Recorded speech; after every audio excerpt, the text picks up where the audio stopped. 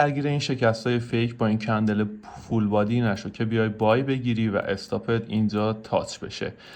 برای اینکه فیک بریک اوت یک سطح رو تشخیص بدی باید با کندل اینساید بار آشنا بشی. فرض کنید که ما یه سقف مهمی این ناحیه داریم.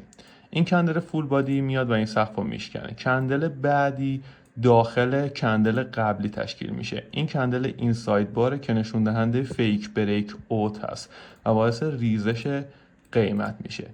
تو حالت صعود نزولش هم به همین صورت که یه سقفی داریم اینجا میاد با یه کندل فول بادی اون سطح رو میشکنه. کندل بعدی داخل کندل قبلی تشکیل میده که کندل اینساید بار هست و باعث صعود قیمت میشه. حالا بیام روی این قسمت. شما وقتی که این سطح با این کندل فول بادی سبز رنگ شکسته شد و کندل بعدی داخل کندل قبلی تشکیل شد، معامله سل رو باز میکنید برای گرفتن تارگت 2 خودتون. رو حالت نزولی هم به همین صورت یک کف داریم. ما کندل فول بادی قرمز زیر این کف کلوز میده، کندل بعدی داخل کندل قبلی تشکیل میشه.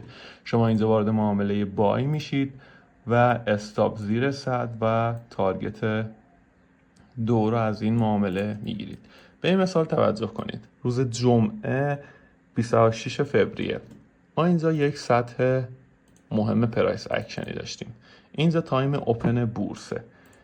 اینجا با این کندل خیلی ها فکر کنید این سطح شکسته شده، وارد معامله بای میشن و استاپشون این قسمت خورده میشه، در صورتی که اینجا یک فیک بریک اوت تشکیل شده.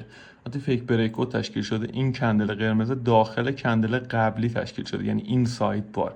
پس ما وارد معامله سل میشیم و تارگت 2 رو از این معامله دریافت میکنیم.